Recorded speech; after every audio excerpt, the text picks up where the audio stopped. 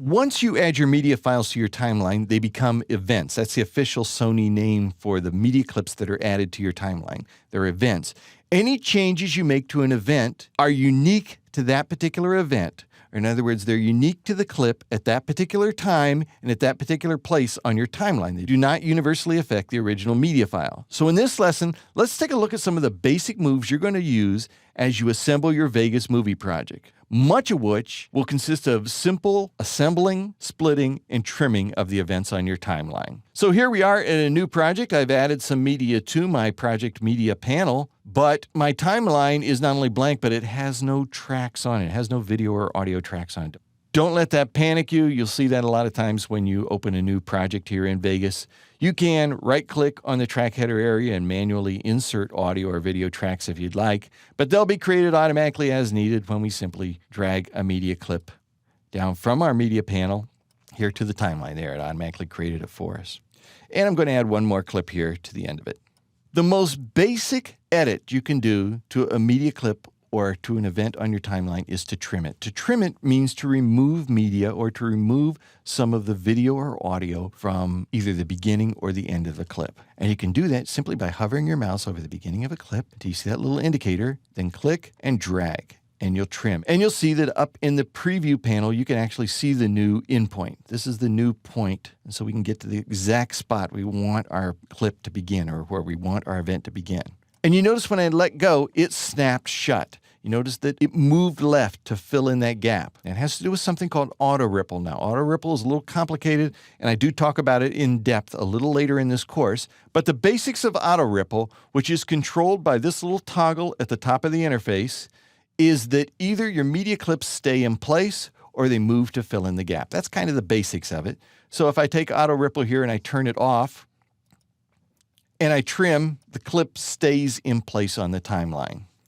When auto ripple is turned on and I trim, the gap fills in. This would be true also if I inserted a clip before this clip on my timeline or inserted an event before this event, that with auto ripple turned on, everything shifts off to the right. If I try to insert a clip, it just overwrites what's there on the timeline. So as you work, you're going to be turning auto ripple on and off a lot. It's kind of complicated, and I'll go into it, like I say, in depth a little later in the course here. The important thing to remember here is that we are going to be doing splitting and we're going to be doing trimming, which are the primary ways to edit or to cut off what you don't want out of your media clips or out of your events on your timeline. So we've got a clip here on our timeline. We've got the intersection of two clips on our timeline. When I hover the mouse over this way, you notice that I can trim the end of the previous event. When I hover it over to the right, you notice that it will trim from the beginning of the upcoming media event.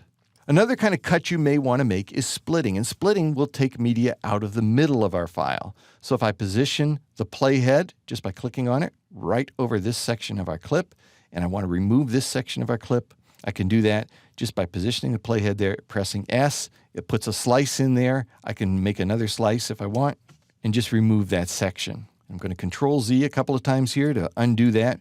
And let's talk about what happens when you have media files or events on more than one track at once. I'm going to add one to the track right above it. So there I've added a media clip directly above my existing media clip. Now I have two tracks, or actually I have four tracks if you count the audio too. We'll place the playhead over one of our media clips. It's actually over all of our media clips here on our timeline. I'm going to click below everything so that I've deselected everything on the timeline. I have nothing selected on the timeline. When I press the S key to split, it splits every video and every audio on every track. Control Z that. When I have an event selected, say this event right up here, and I press S, notice that it only slices through the selected event. That's a very important distinction there, and that's how the split tool works. Now, a lot of times when you're adding, you want to add only the audio or only the video portion of a clip. To do that, that's real simple. When you do that, just select a clip, right-click on it and drag it rather than left-click, drag it down to your timeline, and when you let go, you'll have the option to add, say, video only or the audio only, and you only get the top portion of a clip. Very, very nice. Just one word of warning here as you trim and untrim your clips. Notice as I untrim here, when I get to a certain point, I get this little divot, this little caret up at the top of my clip. That's a warning that I've come to the end of my clip. It's very important to know that when I'm extending an event. The reason why is, once I get to the end of a clip, one of two things is going to happen depending on what preferences you have set up in the file.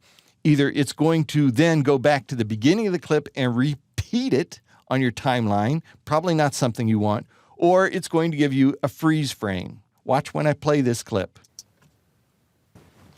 Could you see that jump? That was it jumping back then to the beginning of the clip. Now, it wasn't real obvious. There's not a lot of motion in this clip, but if you've got a clip with a lot of action in it, you would find out when it repeated, it would be very abrupt, and it's probably not what you want to do. So make sure you're watching your timeline and watch that you never extend past that little caret. You should be all set. Now, these are the basic moves for assembling your movie. Add your video and audio files to a track. You trim off the beginning or end of a clip. You split an event and remove a segment from the middle, and creating ways for these various video and audio files to interact. That's the vast majority of what video editing is. Affecting how these clips behave when they interact with each other, though, is the real movie-making magic.